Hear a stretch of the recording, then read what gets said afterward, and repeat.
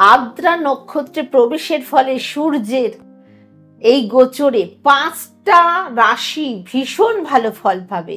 সাথে অমাবাস্যা কিভাবে পালন করবেন এবং কি টোটকা করবেন জানতে দেখুন সুখের চাকা।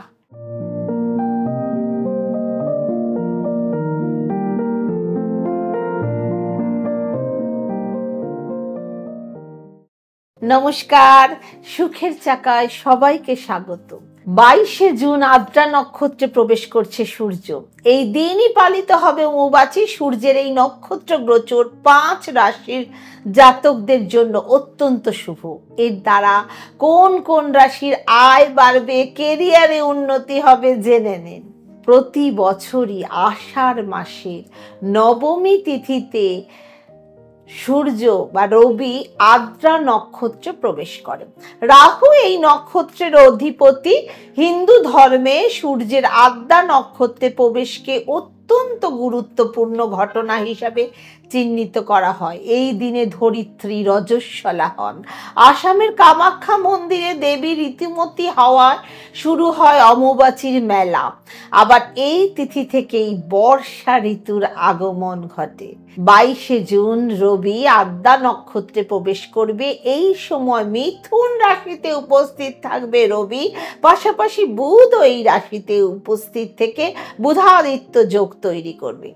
আদ্রা নক্ষত্রে সূর্যের প্রবেশ বেশ কিছু রাশির জাতকদের জন্য অত্যন্ত শুভ ফল দেবে। আদ্রা নক্ষত্রে প্রবেশের ফলে কোন কোন রাশির জাতকরা লাভান্বিত হবেন, কাদের কেরিয়ারে পদোন্নতি হবে তা বিস্তারিত জেনে নেওয়া যাক। আর তার আগে আমার চ্যানেলটা যারা নিউ ভিউয়ার্স তারা অবশ্যই সাবস্ক্রাইব করুন, বেল আইকন প্রেস করুন, লাইক কমেন্ট শেয়ার করুন এবং আমার নতুন ওয়েবসাইট sukherchaka.com অবশ্যই ভিজিট করুন। গুগলে গিয়ে সার্চ করলেই পেয়ে যাবেন। প্রথমেই যে রাশির কথা বলবো সেটা হলো মিথুন রাশি। আদ্রা নক্ষত্রে সূর্যের প্রবেশের ফলে মিথুন রাশির জাতকদের ভাগ্যে বড় সড় পরিবর্তন দেখা দেবে। সূর্যের শুভ প্রভাবে কেরিয়ারে ভালো সুযোগ পাবেন এই রাশির জাতক। এই সময় পদোন্নতি সংক্রান্ত কোনো সংবাদ পেতে পারেন। চাকরি পরিবর্তনের বিষয়ে চিন্তা ভাবনা করলে তা এবার পূর্ণ হবে। পারিবারিক জীবনে বড়সড় আনন্দ পেতে পারেন। ছাত্রছাত্রীরা যে কোনো পরীক্ষায় সাফল্য লাভ করবেন। আর্থিক পরিস্থিতি উন্নত হবে। আয়ের ভিন্ন উৎস হাতে আসবে। এরপরে যে রাশির কথা বলবো সেটা হলো সিংহ রাশি।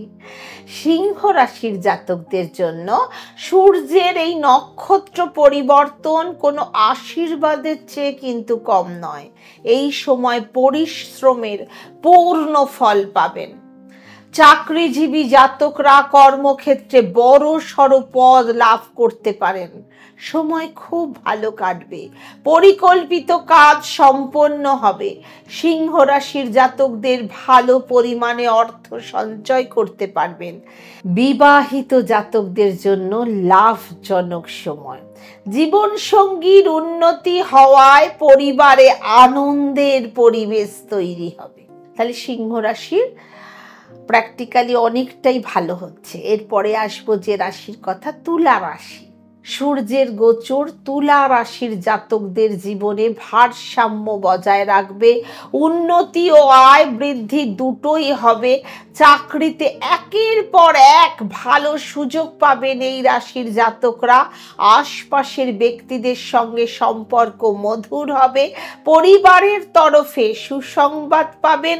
দাম্পত্য জীবনে সমস্যা থাকলে তা এবার সমাপ্ত হয়ে যাবে।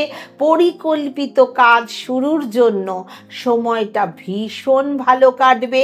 সূর্যের আদ্রায় গোচরকালে কোনো কাজ শুরু করলে তা ভবিষ্যতে ভালো পরিণাম দেবে।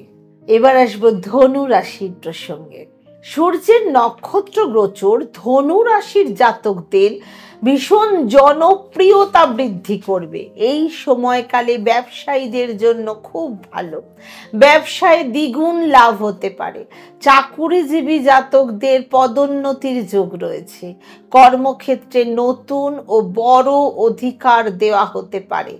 চাকরির সন্ধানে থাকলে এই সময় ভালো সুযোগ পাবেন। লগ্নির দ্বারা লাভ অর্জনের যোগ তৈরি হবে।